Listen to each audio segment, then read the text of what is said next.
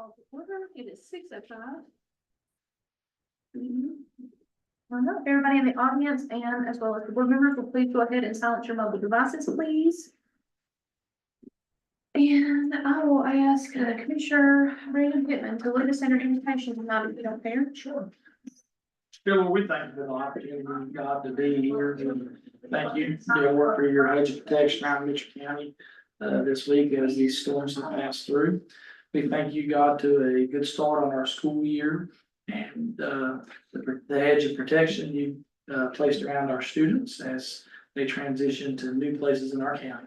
We ask that you be with us tonight, dear Lord, and help us to make prudent decisions, God, that benefit this county in the most effective ways that we can.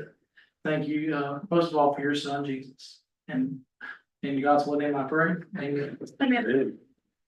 Thank you for being here to lead us in our pledge tonight. Pledge allegiance to the flag of the United States of America and to the republic for which it stands, one nation, under God, indivisible, with liberty and justice for all. Thank you. Next item up is our ethics and awareness and conflict of interest reminder. The State Government Ethics Act, it is the duty of every board member to avoid both conflict of interest and the appearance of conflict. Does any board members have any known conflicts of interest or appearance of conflicts with any matters coming before them tonight? If so, please go ahead and make that known at this time. Hearing none, we will move on to any additions or changes to the agenda tonight. Madam Chair, we make a motion to add 11C under items for discussion, transportation facility feasibility study. Any more additions or changes to the agenda?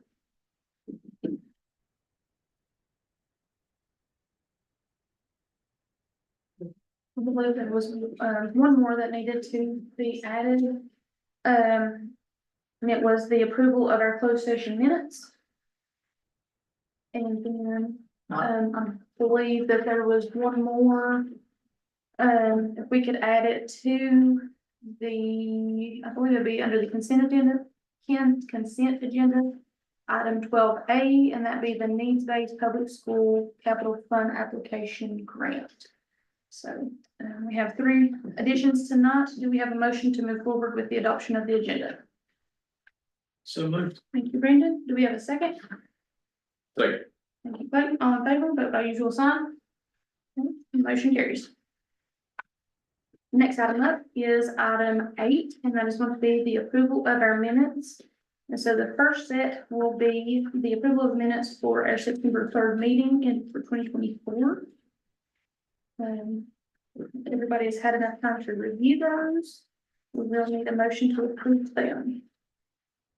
Thank you, Clayton. Do we have a second? Second. Thank you, Jeff. All in favor, vote by usual sign. Okay, and the motion carries. The next item up is the approval of our closed session minutes, and that would be the minutes for the May the 1st, 2023, May the 10th, 2023, June the 5th, and June the 20th of 2023, July the 10th, and also in 2023, August the 14th of 2023, September the 5th of 2023, and then April the 8th of 2024. And I believe everybody's had enough time to read those tonight, so we will need a motion to move forward with the approval of those. Moved and second. Thank you, Brandon. Do we have a second? Second. Thank you, Jeff. All in favor, vote by usual sign. Well, and the motion carries on that. All right, our next item up tonight is our public hearing, and so we will need a motion to open the public hearing. So moved. Thank you, Clayton and Brandon. Favor. Okay, and at this time, do we have anybody in the audience that would like to come forth and speak in regards to the community transportation program application presented here tonight at our meeting?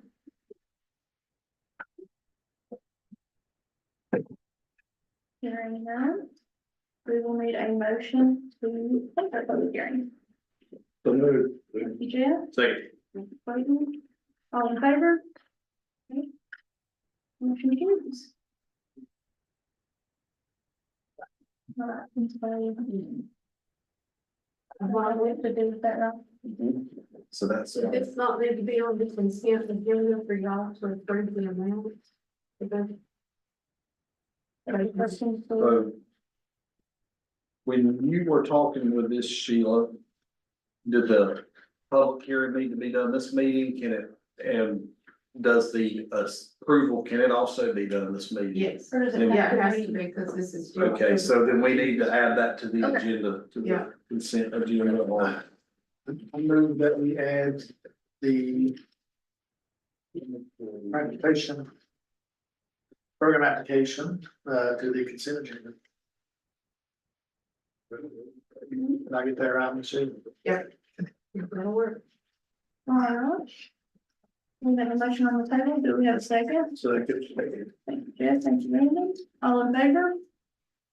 Yeah, so we now have two items on our consent agenda for tonight.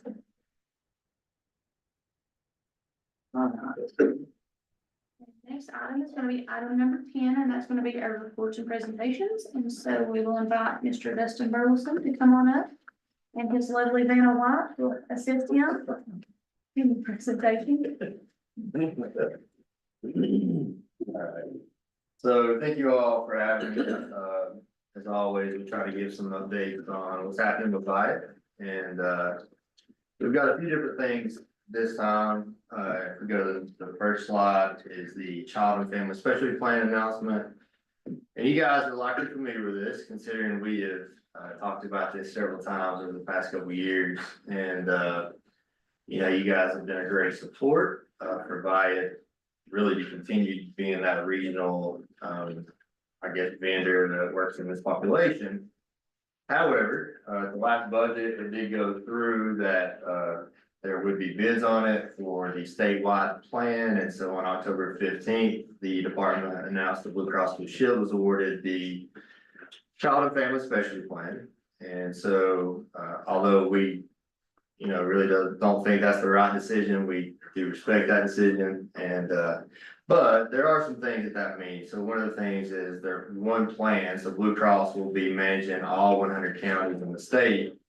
And really, that's the DSS foster kid population. And so whereas you have right now, value care managers embedded in all of our 32 counties across our regions, you likely won't have that with Blue Cross. And so when you have a DSS couch kid or something like that, you would not call VIA unless this goes into effect. You call Blue Cross Blue Shield. You call Blue Cross Blue Shield. So the other things is, we know that our embedded care managers kind of see the writing on the wall. And, we have retention strategies for those employees to try to keep them until this transition takes place. Originally, it was talked about as December, for this transition to take place, although, we think it's more realistic to be July 1st at the earliest. And so VIA continues to plan to work through that transition until it carries over. But again, it is gonna be a challenge with staffing that, just as, these staff will be looking for other jobs. And I guess that's really the biggest thing there. But again, you guys have been a great support. I know Wendy at DSS has been a great support for VIA continuing that. And the reality is across our region with all of our VIA counties are not happy. And really the only thing you can do is talk to your people in Raleigh. And there's an election coming up. With every election, there's usually a new secretary. And so regardless of how that stands. So we'll go to the next slide. This is the a big announcement. So Tailored Plan launch is something we've been talking about for several years through Medicaid transformation, and Secretary Mandy Cohen several years ago kind of brought this through, and there was a timeline when Standard Plan launched that Tailored Plan would soon follow. And there was a lot of different reasons that it kept getting delayed. However, it did finally launch on July 1, and it's called VIA Total Care in our 32 counties. And so if you go to the next slide, really what that is, you think of VIA historically, managing behavioral health, substance use, and intellectual and developmental disability. In Taylor Plan, we now manage also the physical health, not only of the member, but also the network. The pharmacy, and so we have a pharmacy vendor, Navitus, and we also manage the transportation piece of that. And so, it's a lot more whole person, which is the whole idea of the Medicaid transformation in the first place. And then going to our next slide. So this kind of just shows you to the right, so severe or serious mental illness, severe substance use disorders, traumatic brain injuries, and what's called IDD. These are really your more higher risk, higher cost individuals that have Medicaid. And so those individuals are usually in that plan. And so your lower level of need or care is usually in your standard plans, who's managed by your Healthy Blue, WellCare, things like that. So moving on to our next slide, this is just a map of the 4 MCOs that are still standing across the state. There's been a lot of mergers, and I think the department was really trying to get this down to 4, could be trying to get it down more. But you can see Valiant in the light blue, we covered the majority of the western part of North Carolina, and then at the top with Cardinal Innovations merger, we also have a lot of that north, and then we have Rowan County. It just kind of sits by itself in the middle of that darker blue there. Again, so Question. yes. So who dictates how that map's divided up? So historically, counties were put in area programs long time ago, and then before Taylor Plan launched, counties could decide if they wanted to, if they weren't happy with their MCO, they could kind of do some stuff to try to get out of that one. But then when the secretary basically is making these decisions at this point, when Taylor Plan launched, so it's a lot of moving parts there. Okay, just curious. Yeah, it's a good question. All right, next slide. So how do people know which Taylor Plan they're in? So the basic part of that is Mitchell County Medicaid and Taylor Plan, you're gonna be by it, because as you look at the map, that's the only people you can be. Mid-April, individuals got a letter saying that they're gonna be in Taylor Plan, similarly to when Taylor Plan launched. But what we know is sometimes if somebody gets a letter from a place like Vi and they don't have any idea who they are, they might just trash that letter. If that's the case, then sometimes they get auto-enrolled in a certain part of a primary care plan, and so that can be a challenge, but you can change that plan up in January of next year. And again, there's only one Taylor Plan per county. And going to the next one. So the big thing here, providers, primary care must now be in network. And if they're not, you'd have to choose one that is. You can, and that's where the auto enrollment we were talking about earlier. Also, you can move in and out of standard plan and Taylor Plan, so you can go from one to the other. I would not advise, if you're a Taylor Plan member, to step down to Taylor or to a standard plan, because you lose a lot of that coverage of your high-end services. But you can, so if you're somebody in standard plan and you want to get into Taylor Plan, you can make a request, but a lot of it's data driven, so claims data, diagnoses, things like that. But most of, everything that was happening before will stay the same. There's nothing that they're actually losing, so it's just really more things are gonna be happening in Taylor Plan. Go to the next slide. So this is just an example of some of the services offered by Taylor Plans. And you, again, probably don't know what these services are, but what I can tell you is these are the high-end services on all the spectrum of behavioral health, substance use, and IDD. It does include that state-funded behavioral health services. And so, again, if someone opts out, then their services would not be paid for by any other Medicaid plan there. And then moving on to our next slide. So what happened? Individuals in Taylor Plan, they got a card in the mail, and it's a Value Total Care card, and it's got their primary care is going to be listed on that card, as well as the crisis line, the member and services recipient line, pharmacy line, the nurse line, how to schedule transportation, things like that. And so they also got a handbook, just like you would with most of your insurance plans. On our next slide, it's gonna talk about VIA or the supports for VIA. So these are called VIA Total Care Perks. So anybody in our plan automatically get these perks. And so I won't read them, but there are wellness perks. So that could be something like home delivered meals, pregnancy perks, GED perks. So that could be educational vouchers. And it continued on the next slide, you can see some safety perks, so discount vouchers on home and safety assistance equipment that's not covered by Medicaid. And then the non-medical transportation, which is up to 24 trips per year from motive care for things like you could go to the grocery store, library, community outings, things like that. Below you also see what's called non-emergency Medicaid transportation, or NEMT. So it's both for physical and behavioral health appointments. If somebody needs that in VIA Total Care, they really are gonna work with their care manager to get that, but they could also call their provider, they can call the VIA Health line, and they're gonna be working with them. There's also a way to schedule that through the mobile app. And so again, motive care is that transportation.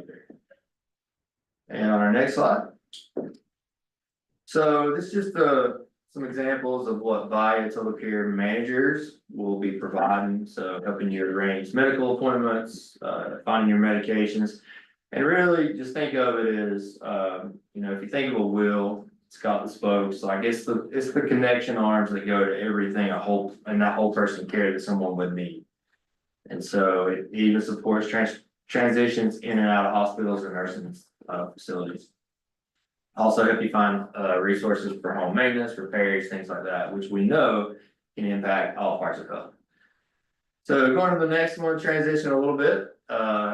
This is the $650 million federal funding that was both federal and state that happened, called Healthy Opportunities Pilot. And VIA was very excited to hear that so many of our western counties was picked to be in this first round of this pilot. So Mitchell County being one of these. And so what it is really a way to help the individual in other avenues, similar to the VIA Total Care Perks. So you do have to be enrolled in VIA Total Care. So you gotta have VIA Total Care Management. You've got to have at least one qualifying physical or behavioral health condition and one qualifying social risk factor, and then live in one of those counties. And on our next slide, which is our last slide, this shows you the 4 areas that they're trying to impact. So food support, so it could be food boxes, medically tailored meals, linkage to nutrition programs, counseling, coaching on nutrition and cooking, housing support, so you know, all different ways of helping someone with housing, even including one-time securing home payment assistance. Transportation supports, so link into existing public transit or payment for transit to access pilot supports. And then interpersonal violence, so linkage to legal services for issues around that, or parent support programs, things like that. And I think that's my last slide. So I'll open that up to any other questions you guys may have. I don't really have a question, but you know, I do kind of have a statement. You know, it's sad. I think it's a sad thing for Mitchell County to see the foster care population shift away from VIA. I know VIA has been good partners with our DSS over the past couple of years from what I have seen. I know that on some of our cases that are particularly tough, that embedded care manager has been pretty crucial. And I know that for cases that are really complex, even VIA's chief medical officer has assisted in finding placement for those cases. So they spent a lot of man hours trying to help vulnerable populations here in Mitchell County. So I'm sad to see that population move elsewhere. Thank you. And one of the things I think, you know, just to know about that is the Child and Family Specialty Plan really doesn't help the capacity issue, which is the main issue of kids being on SS couches, because it doesn't add any additional beds. And, you know, the real issues within the problems, and it's not just a North Carolina problem, it's not a Michigan County problem, it's a national problem across the US with that, so. I hate to see us lose, local face. Right. That was my soapbox, I'll get off of it. And listening to that, what's amazing is assuming the county of Mitchell or DSS was not included in this discussion from the state, the decision made up at the top where you would have one provider, or it sounds like instead of possibly multiple providers, which appears on paper to work better. But on paper, it's probably not gonna work better because now Blue Cross and Blue Shield's taking over a program for the whole state. I don't know if they've done any of this, but if they've not, then they're gonna have to be familiar with how the program works. And then, and Brandon's point, if we have a situation, and we've had a couple of tough ones that were tough, then are we gonna get the same help, the same response? Who do we turn to? Or is it gonna be one of those things, we'll get back? Because Blue Cross and Blue Shield's gonna be overwhelmed. So, it's probably not gonna do any good. But whether this commission board would agree to write a letter and express our concern to Ralph and Dudley, as well as the, Secretary. yes, about our displeasure. And, if I can guess be so brash, I think our situation in the western part of the state is different than what folks experienced on other parts of the state. I don't think people have had such a valuable partner in other areas of the states. I think that's what's kind of pushed this along. It's just kind of a shame that, we had a good thing going. I hate to see it leave.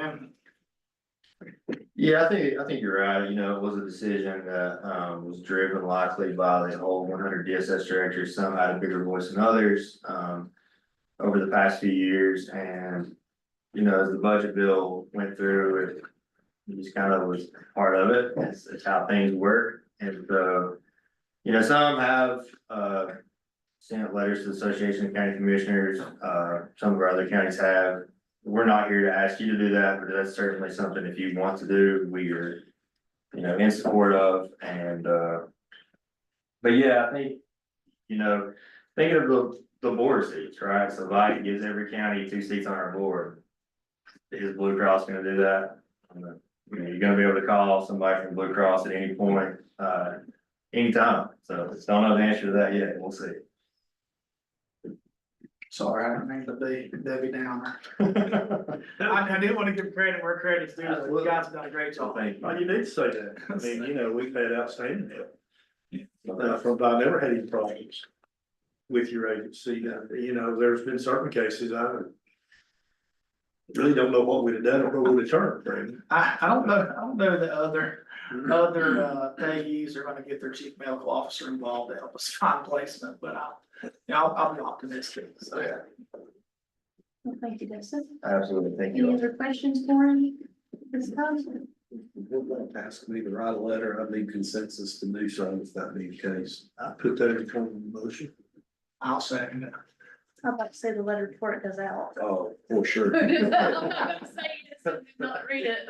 I'll You want me to help you write it If you down? leave them cuss words out, I'll have to fight with it. Definitely want to read that.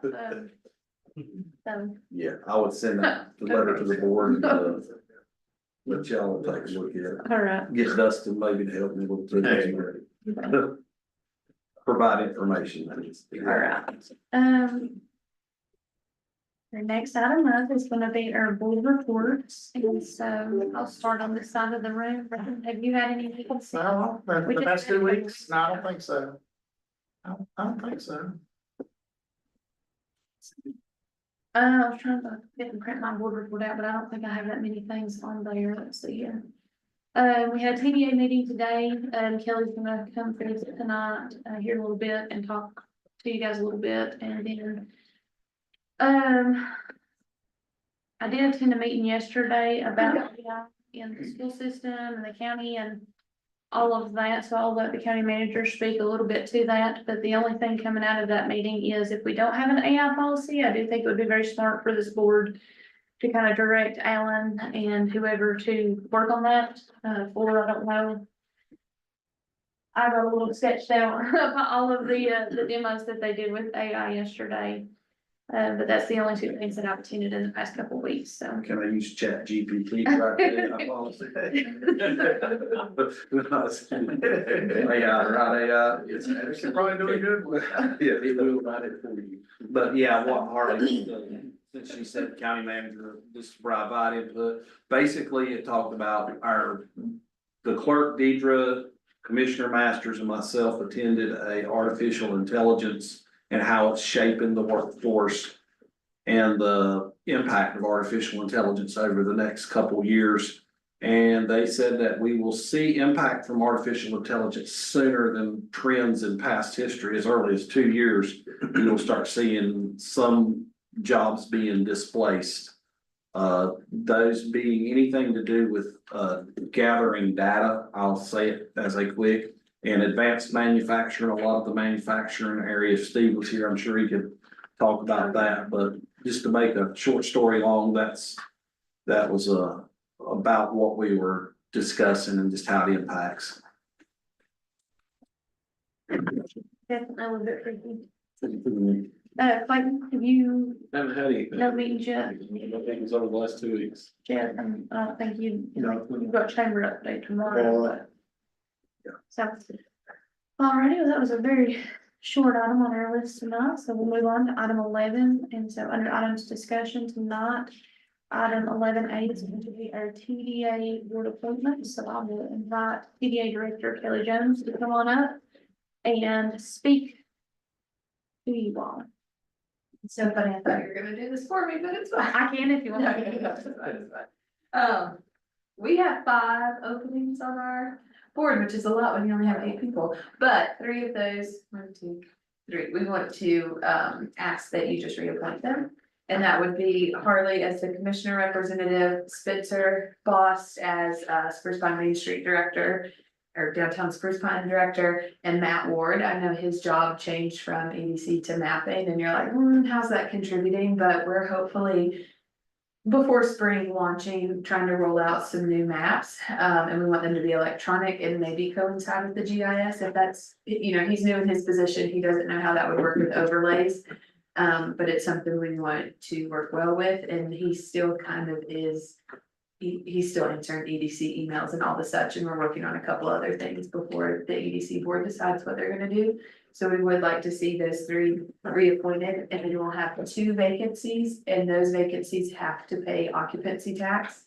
And today at the meeting, 2 names were slated. One was Cy Thomas. He does, I guess he would be the manager of Goldfinch Cottages on Dale Road. They have about 3 cabins that they short-term rental.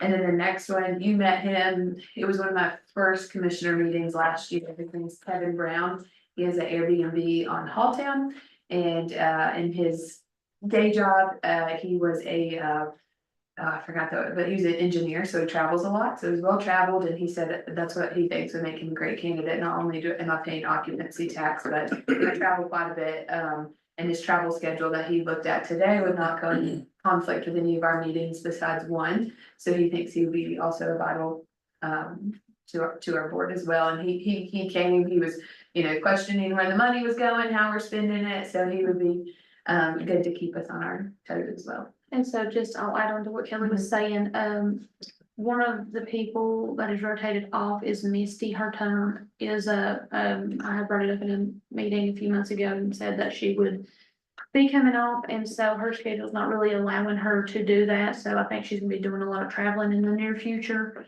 But she was one of the people that was an occupancy tax payee, and then the other seat was held by Whitney from up at the chalet, but I think that she's got too much on her plate right now, and so she had just asked if maybe she could revisit at a later time, possibly, if I that think her and works. Misty both would like to be considered again, but they were both kind of on the inception board that started the whole TDA, so they've put their work in, they've done a lot, and we're very thankful for both of them.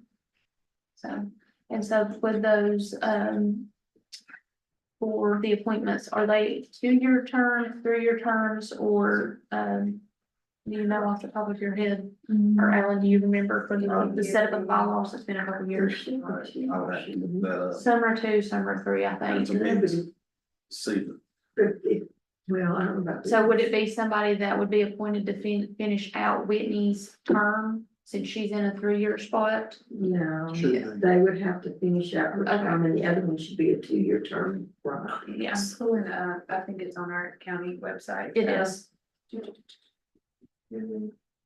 Um, And if there's another commissioner that would like to serve, then by all means, please voice your opinion. We meet once a month, but you are tasked with being the secretary. So, I just throw it out there. You gotta say- She's like, it matters. They do chamber and the TDA. Yeah, Whitney's was 3 years, so I'm gonna finish out one more year. She'll roll off in October of next year. Everybody else rolled off October this year. So, I guess we'll open up, for discussion now, if anybody has any questions for Kelly. Or any other names that you guys, could think, like I said, I brought it up a few months ago, so I don't know if any names have come to fruition since then. But 2 of the nominees would need to be, payees of occupancy tax, and then the other 3 need to be somehow related to tourism in some capacity. And we wanted to, the system that we bought, that's how we keep up with what people do. Rentalscape, it tells me which Airbnb owner generates the most income, so we're like, oh, let's start there. I went to like page 5 and none of them live locally, so it's gonna be about impossible, but we kind of really wanted an Airbnb person on there. We feel like Joe Glenn kind of represents hotels, motels, things like that with Spring Made. And so having that voice of Airbnb we thought was important, so that's where these 2 names came up, and then we were only gonna have 1 occupancy tax position to fill, and then with Whitney's latest news, we have 2. Does this be your board recommended? Today. Madam Chair, when you go to buildings, it would be appropriate to specify who's going to finish Ms. Ledford's term Yes, for purposes of our minutes, so they can keep on a rotation. okay, and then, How would we do that? Like, who would we, is it just it's up whoever to you the all? commission board, if I'm not mistaken, according to the Would it bylaw. be that she's a collector and maybe you put a collector in that or where? So it would need to be to fill Whitney's, it would need to be either Kevin Kevin or Si. or Si would need to finish out Whitney's term, and then the other individual would need to go into the seat that Misty filled. And that's in October. But yeah, their terms were up, terms were up at the end of the month, and so we wanted to make sure we had enough people at the October meeting, so. So just by the bylaws, 4 will be on a 3-year term and 4 will be on a 2-year term, so that's where you look at that, what we have, like you said. The other 3-year was Neely, Joe Glenn, Sharon Rowland, and so Whitney's the one. We'll open it up for discussion. Brandon, do you have any discussion, Clayton, Jeff? You're on the board, who would you recommend? I think that, there was a lot of discussion today, and, I'm a firm believer in that whoever gets appointed to these boards need to show up. I know that, life happens sometimes, but if there's an occasional meeting that you miss or whatnot, but we've pleasantly been surprised with the board, Today was our largest meeting.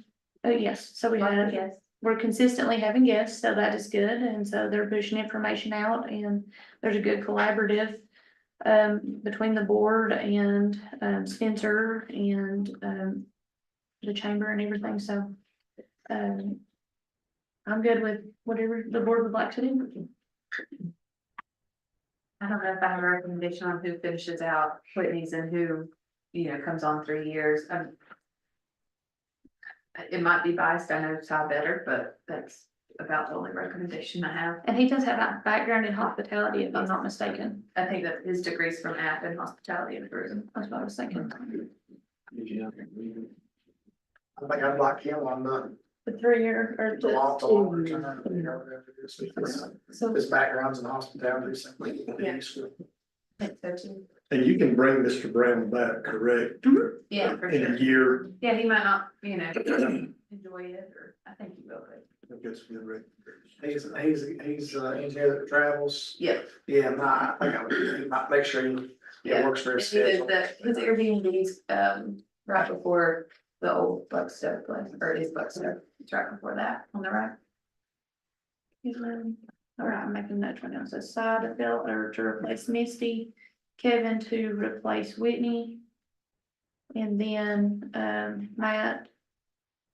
And Spencer and myself to be reappointed, so. I moved that we do just that. Okay, put all that in the form of a motion, got it, Brandon. All right. Do we have a second? Okay. Second. All in favor? The motion carries. Congratulations. Thank you. So He's if a we chat can, GPT, lazy. if we can, Kelly, get all of the information that needs to be updated for the website and just get that to date before October 1st, so that we can make sure that it's an accurate representation of the board members.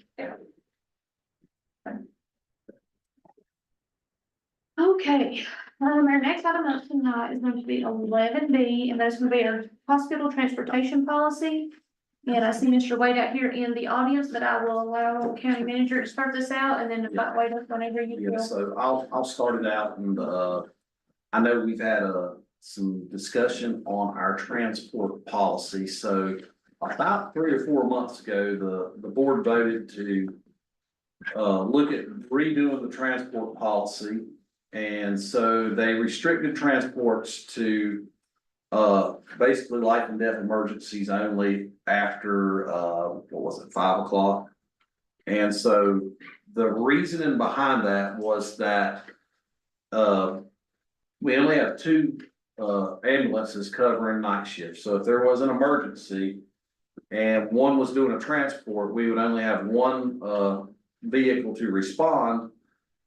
Which, if it was a major 4 or 5 victim accident and you had counties beside you that might have been having their resources used up for responding, it would have put us in a bad way. But since then, we've revisited that, as EMS system administrator, we've been hearing from several different folks that they would like to have a relook at that policy. So the first proposal was to say, expand out transports to the Greens and the Mitchell House only. And do them up, instead of 5, do them up to 10 PM, and then do emergency, life and death emergency only, and I'm putting this in layman's terms, after 10 PM. And also, another one on the floor is that we just open it up to anytime there's an ambulance available and there's a transport needed of folks to the Greens or the Mitchell House, that we would do it. I will get Wade up here on the podium to talk a little bit about this. I know Commissioner Harding has an opinion on this, so I'd like to hear, first off, Commissioner Harding's opinion. And then maybe Wade's opinion, because at the end of the day, we'll need a motion to maybe one of 3 things. It could be stay the same, could be bring it out to the 10 PM, or it could be remove the transport restrictions as they relate to the Mitchell House and the Greens. So Jeff, tell me I know you was kind of providing some input on this. Probably over the last several months, maybe over the last year, it appears that we've had situations where patients were brought to the hospital from the Greens or the Mitchell House and not transported back when transport was called for. So we've got older patients that are in assisted living facility, for a reason. And some of these transports are not, it may be 9 or 10 o'clock the next morning. You may have a patient up there in the emergency room on a gurney for 10 to 12 hours. And I guess, Wade, my concern is that, and I've been a huge proponent on transport out of the county, that was up to HCA Mission Hospital and RTS. That really and truly, I think legally they are responsible for that, aren't they, Yes, sir. Mr. Turner? That's Okay. correct. So, and I understand about the red, the orange, the yellow, basic transport. But our base is 7 minutes from the hospital. The hospital's 5 minutes to each location.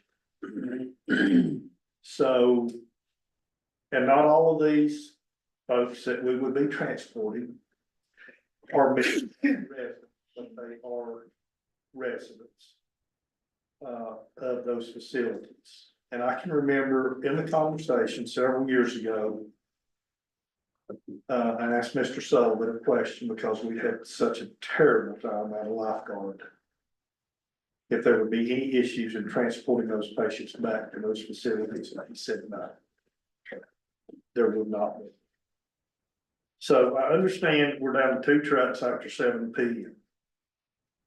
And I also understand that if there's an emergency or a truck out, or 2 trucks out, we would not want to do that transport. But if both trucks are in, personally, I don't see why we can't transport those folks back. Now, if it's 3 o'clock in the morning, I know you guys gonna have to get out of bed. And I don't want to sound unconcerning because I really am. But that's what they signed up for. To the hospital, then they can charge from the hospital back to the grades. Now, I may be wrong on my numbers, but it's somewhere fairly close. That transport, you guys get paid $350 for it. It's not Medicare pays 200 and Medicaid pays 90, 90. but just so you know the number. Okay. All right, well, thank you for thank you for clarifying that.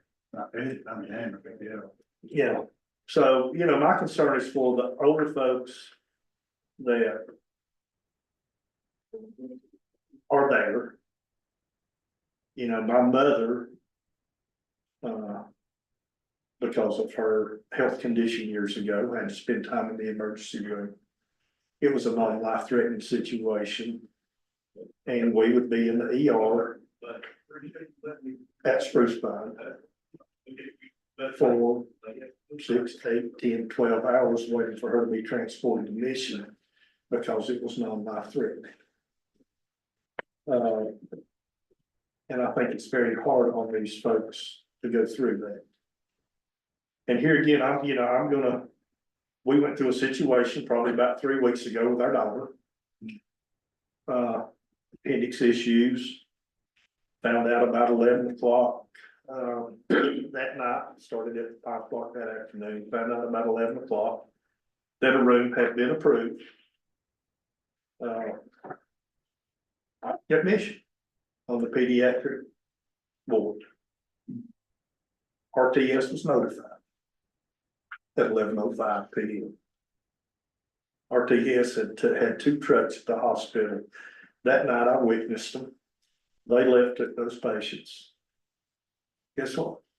They never came back to get my daughter. So that's what we're dealing with. I'm sorry for you guys. I'm taking up for you on this situation.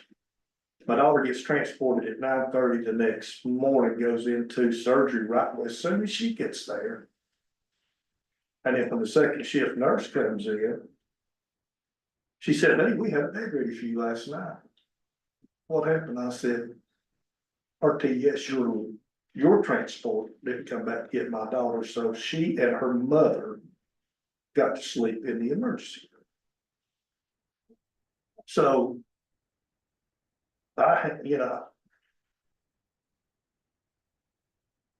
Chantel's was not a code red or, an emergency transport, what it could be. And I have rallied behind you guys to say this is Mission's responsibility to transport all patients too, because they're working you guys to do. Mitchell, McDowell brings a patient in, Yancey brings a patient in, Avery brings a patient in, hospitals in Mitchell County. They leave and go home. You guys get stuck with the dirty work. Mitchell County's paying for it. And our citizens are unprotected because we've got a truck out of the county. So I hope I'm not off on a tangent and asking too much, if we could transport these patients back, these elderly patients back to these facilities, no matter what time it is, Alan. Because, you know, the situation,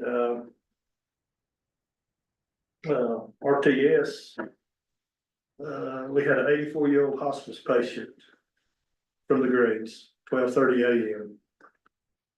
RTS, this was on Saturday, RTS came in to transport at 9:30 the next morning on Sunday morning. So they drove from Asheville to transport him back to the Greens. But regardless, you know, and you help me out here now, I'm a very open-minded fella, so I don't want you to say, okay, Jeff, I see your point, but you know, this is a situation the problem is gonna cause us. Yeah. Well, at the end of the day, if you tell us to do it, we're gonna do it. That's what the contract says. I try to think of the entire, the whole situation in its entirety.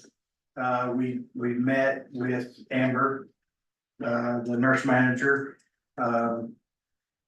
She would have liked us to go to midnight.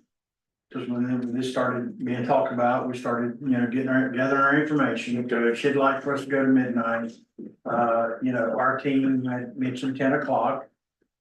Mainly because to keep 2 trucks available in the county, I have to come in every time there's a transport after 5.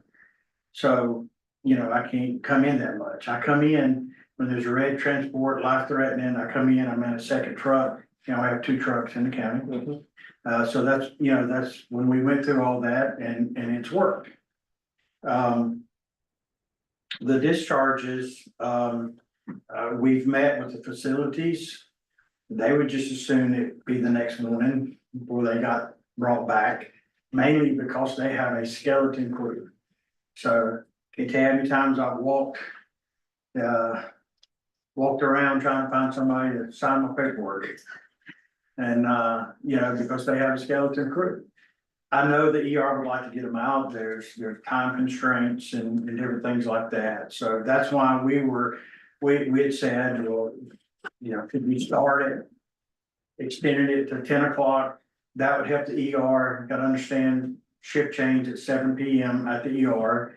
A lot of patients, a lot of doctors don't start if it's 6 unless it's life threatening, because then it's going to change doctors and the type of treatment they might recommend might change.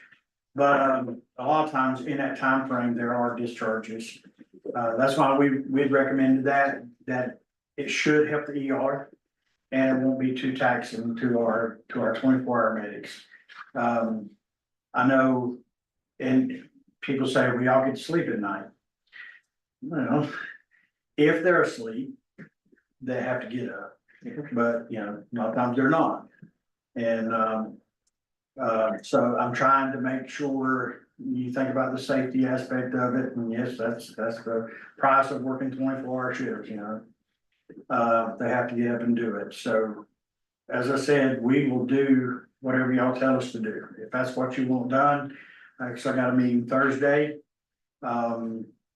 With Greens in Mitchell House, and as I said, I've talked to them before, and they've stated that, like today, there were 3 discharges that we were trying to do. One was from the second floor. We chose to do the 2 in the ER, because that's going to help the ER. At that time, the ER had 20 patients.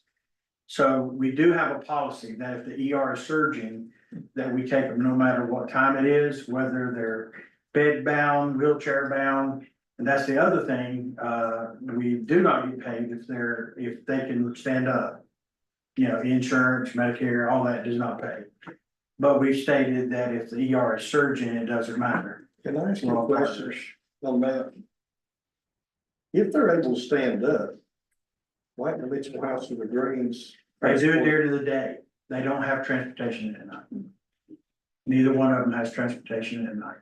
So a lot of times there are patients who can, and the rules state that if they can be put in a wheelchair, then, you know, insurance or Medicare will not pay for an ambulance. Okay, let me ask you another question, while it's on my mind, to make sure I clarify every bit of this, because I've not heard both sides of the story. So you mentioned Amber earlier and discharged the next morning. Is Amber employed by Mission Healthcare, or she was one of the assistant? She's the nurse manager at Blue Ridge.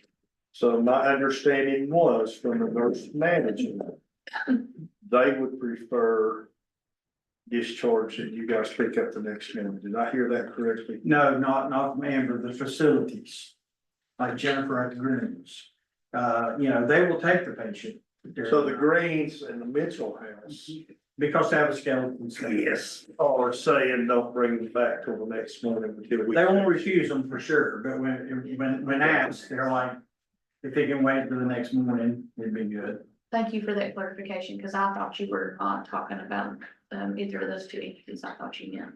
Yeah, that's what I wanted to clarify. Okay. It just wrapped it around my brain. I'm like shotgun preacher, I was told out there, you gotta put it together. Well, I always put it together, especially, you know, when I'm sitting in church. Yeah. It takes me a while to process. But like I said, at the end of the day, you know. And I'll be honest. If and when we get to the point to where we can have that third truck 24, then that would answer, that would take care of all the issues, that we could do that round the clock. In fact, we could do all transports around the clock, because we can maintain 2 trucks in the county. And then still do orange like your daughter, for example. I mean, somebody like your daughter, not specifically your daughter, that'd be a HIPAA violation. But, you know, it could be a yellow, or it could be an orange, depending on, you know, her sick, not sick, stable, not stable, and all that. Yeah. So if it burst, it'd be red. Well, you know, and going back to that situation, you know, hers was not coded as that, I guess, but where I got pretty bent out of shape. Is the bed was ready? And I told- understand that. And I told my wife, sitting there, I said, they need to be back. They're gonna drop those patients off and they're going back to their place and they're going to bed and see somebody in the morning. Well, no, they should have been back, because there's a truck stationed at Blue Ridge all the time. Well, they were not back, or, well, they did not transport. But that truck also goes down to McDowell. So, Could have been others. you know, and so we already knew she had a bed. They were waiting on it, You know.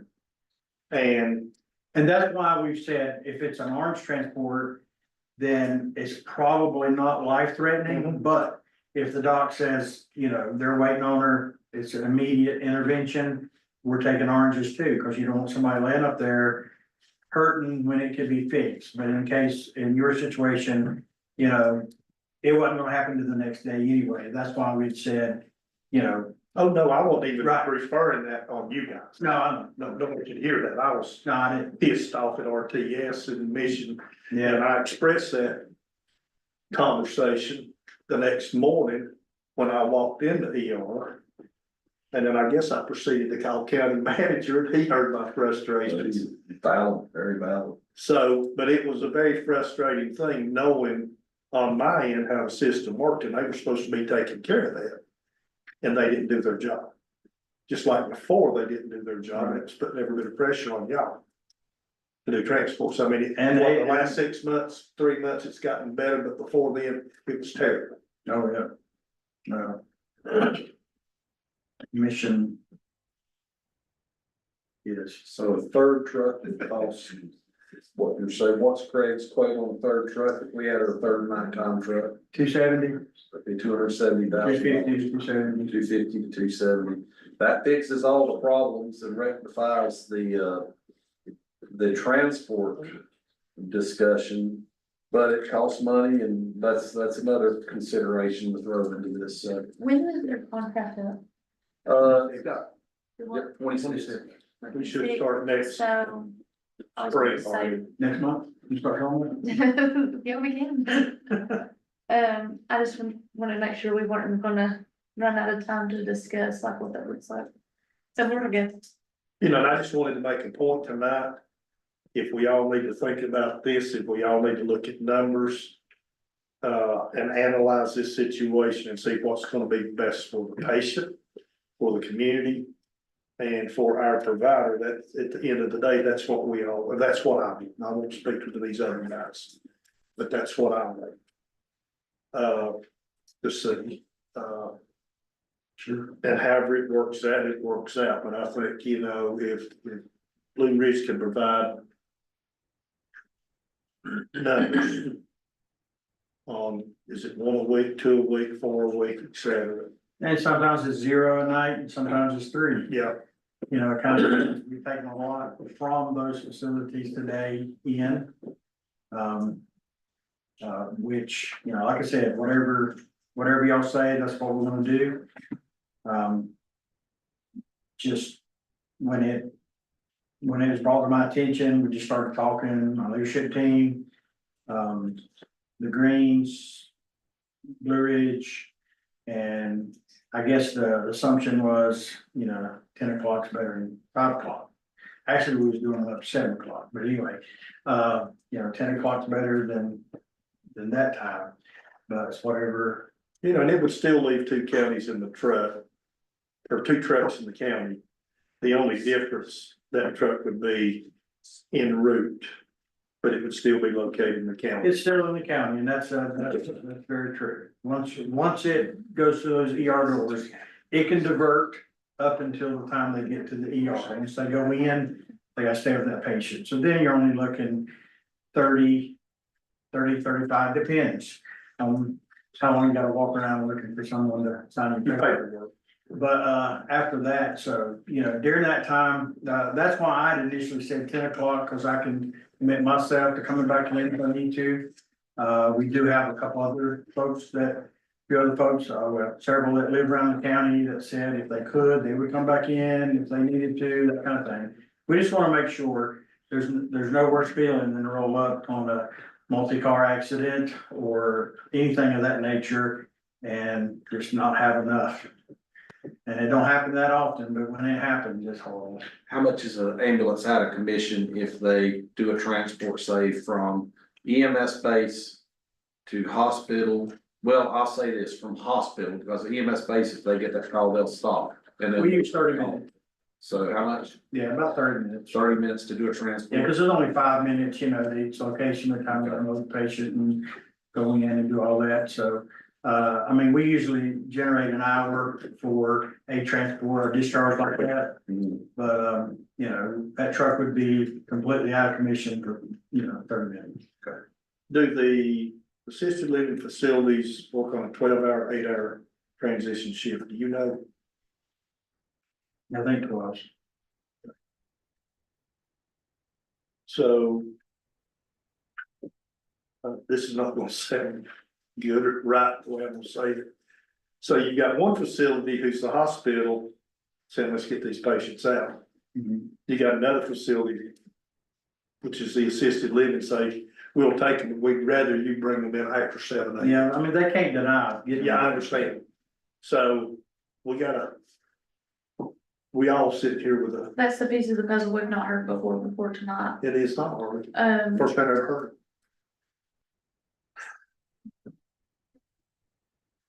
You know, something to weigh in on that is. Sounds like you need a little more data, but let's say the 10 PM one's already set in place. And then if we wanna expand it on out in the next meeting, when you get a little more data. You know, you can set that 10 PM one up with a motion tonight, move that policy forward to where you're grabbing another 5 hours to transport some folks. And then if you wanted to do a full-on 24/7 transports, you know, you'd have the data but that's just a suggestion. You know, some of that data is gonna involve what you say. When that truck leaves the base, I'm gonna have to bring somebody in. One person or 2 people will staff another truck until that truck gets back to base. Would it be just you? It, Would right, it be 2 people, one person? currently it's one, because we put on a QRV at night, which is not really part of the contract. I'm pretty sure Craig knows about it, but I didn't ask. Yeah, he said your mouth. That night that you told us about, the new one, not, Yeah. the new used one. Yeah, That you. well, and then, yeah, yeah, and then the idea there is, you know, it's still hard to get medics. You know, so we understand if we went with three, if we had 3 units, we probably wouldn't have a QRV then, unless. Let me add, yeah, one thing, you know, just thinking outside the box.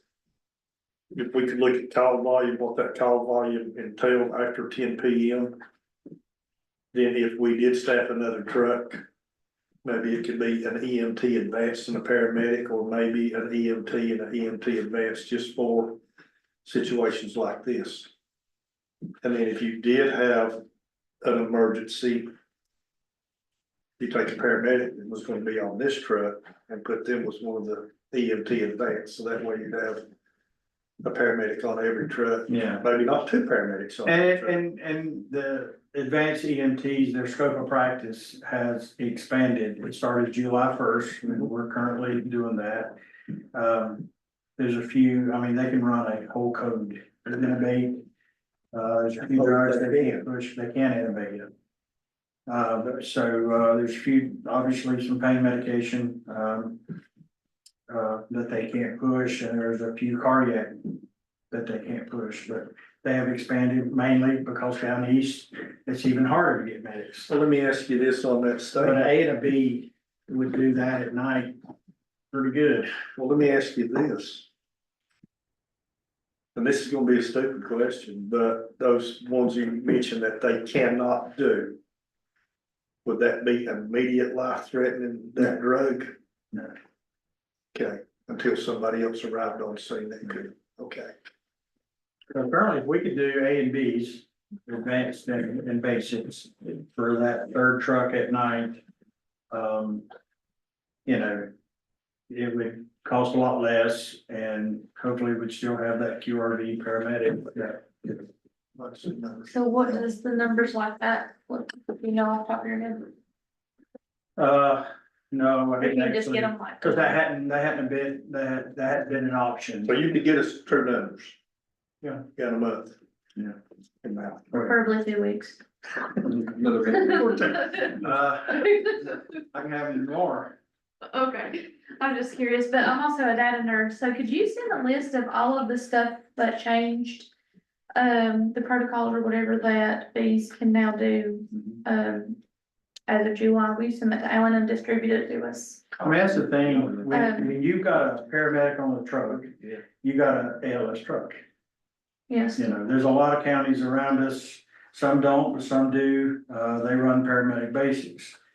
I didn't go to the advanced class, I went from basic to a medic, which is what you can do. But like I said, they've expanded the advanced level, but we, you know, the rule is BLS for ALS, so. A basic can do a lot of things during the code, I mean, you know, they can drop a key our way, do compressions, keep the patient alive. I don't care, just keep me alive, I don't care who it is. Don't let my husband do CPR because he doesn't have a great track record. I got, you know, I better answer. So, But, yeah, there's some options we can definitely look at that might make it a little bit cheaper to do that. I'll give Craig on that, but he can, we can have those numbers for. Yeah, I'd like to see those numbers and options and a presentation, whether it comes from you, whether it comes from Craig, or, you know, both of them. Because I think you're, and I'd like to see your call volume, you know, where your numbers were at from 6 months ago, 12 months ago. Are they increasing? What percentage are they increasing? Are they increasing during the day? You know, the physical hours, do you have any calls from 1 AM to 4 AM typically? You know, just sort of break it down on a big spreadsheet. And that way we could look and see what our needs And we are. put that out every month, what area, what type of calls. It's a lot of cardiac, respiratory and behavior and trauma is our biggies. But we put that out every month on our Facebook page, the amount of calls, the emergency calls, the non-emergency calls. I don't do Facebook. If, I got. hey, I'll take some copy, or just email it to me and I'll send it. I just thought I'd throw that. Let Claire pop Light out bit there. there, Harley. Listen, sometimes I wanna switch back to a flip phone, so. I'll say nothing about flip phones. Wayne, Brandon, you guys got any questions for Wayne? Like I did, been listening, I think that might be a good solution, to do a advanced EMT on that third truck. So, Especially since the roads have changed. Might be a good option, I might hear the numbers. Yeah, I would not wanna do two basics on a truck, even, we can for, like y'all said, and I'm still trying to work on that in the background. Trying to get some kind of BLS transport truck for doctor visits, things like that, so we can do that, but an A and a B, would be good. Sounds like, some of those transports, you really just need something that can move a gurney, more than anything else. My preferred is a medic and a basic, but, I mean, as the medic on the truck, I don't care if it's an advanced or a basic, doesn't matter to me, at the end of the day, they're gonna drive me to the hospital. Let me ask you a question, saying that. And you've been in this a long time, and I'm sure you have a lot of headaches with scheduling. How much easier would that make your life? And the efficiency of ours. Can we have church up here for a minute? I mean, we have basics in the county. First responders that we know, that would work a day or two a month or something like that. We've got basics that apply every day, but we don't hire basics. And of course, now y'all know we've got some advanced. We work a few part-time advanced, they're in medic class. We've got 2 of them that'll be medics in January, 2 more late summer. So, and these are, well, a couple of them are like real homegrown right here in Mitchell, but a few there's one in Avery, there's one in Yancey. So I mean, they're still fairly local people that we feel like is going to be working here for a long time. But yeah. Well, I know the original contract. I think you guys on the board did. Clinton wasn't, we weren't. Stated 2 paramedics per truck, and then, it was about impossible 2 paramedics per truck. Which I understand why. And that was basically to intubate Yeah. and a couple of other things. Which strictly for what used to be considered RSI, now drug assisted innovation. But with having the QRV available, the medic on the QRV, that's taken that equation out of the prospect, so, And then we probably came in, about 2 years ago, maybe 3 years ago, when you guys were having a difficulty putting 2 paramedics on the truck, and gave you some grace for Yeah. advanced and a paramedic with a time frame for that possibly to change. And probably still get grace and not push the issue, because yeah. And we're trying to be. we haven't had a situation, and y'all have appeared to put a good foot forward to try to fill those positions, but when there's a shortage, Yeah. Statewide, nationwide, local wide. And 6 those are months, hard we to took a hit ago, 6 months ago, we took a hit, and it's taken several months. I've got several new applications in the last couple of weeks. It takes a few months for the word to get out to say, hey, it's a pretty good place to work. And that's from those part-time medics we do have going back to their counties and saying it's pretty good. And now we're starting to get a few more, so we're excited about that. But I would love to talk more about, some other possibilities of utilizing different levels. I guess we'll come back to your original statement, one of the 3 options, if the board wants to move forward with any of the 3 options tonight, or Move it, I think you're right. okay. Or move to table, so there's, I guess technically 4 options. I just thought you could take that flood valve release off and pass the one, it's the 10 p.m. tonight, and then he presents 2 weeks out, and that's a suggestion. Now, I'll This is commit to being 10 minister, p.m. right not- now, we don't not have to, trying to we don't even shake have to, them. we'll just make that our policy. Mhm. All I have to do is send an email and that's the policy, so. But I mean, y'all welcome to do what you want, y'all decide it's gonna be. Point at the attorney, do we just do it that way, or do we need to? Your contract is for emergency medical transports, and there is some discretion among the commissioners and the provider as to how you go about providing that. So you can do this by formal motion if you wish to do so. Otherwise, you can do it by consensus with the provider that the policy will be to do this until 10 p.m. and then revisit it at a later meeting if you want to consider additional resources and an additional truck contractually would require an amendment to the contract if both parties are willing to commit to that. Thank you. Yes, ma'am. So, is there any more discussion before, I think it's smart just to let him come in and. Well, I was just thinking, he knows his crew, he knows Yeah. where they can be and where they'll break, and I trust that he's been doing a good job and trust his discretion on that. Yeah, personally. do we have a motion to?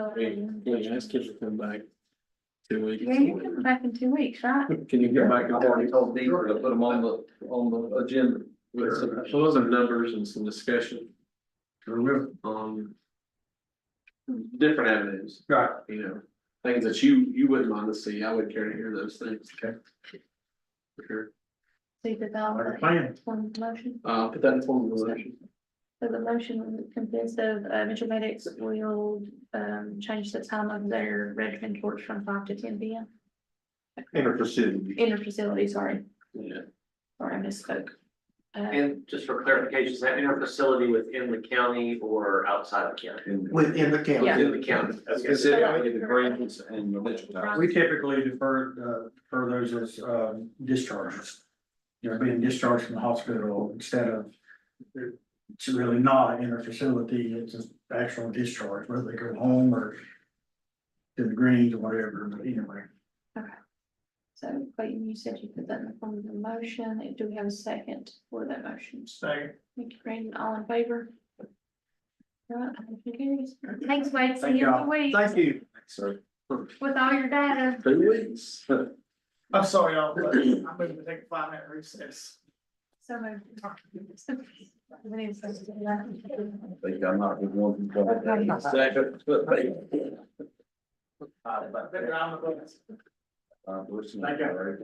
To be fair, I think you did drink Steve's water, so. Kids and Steve. I've seen a whole lot of candy, maybe we need to give him Steve's bowl again. I think he ate Steve's piece of candy because it was one laying out here. Oh, he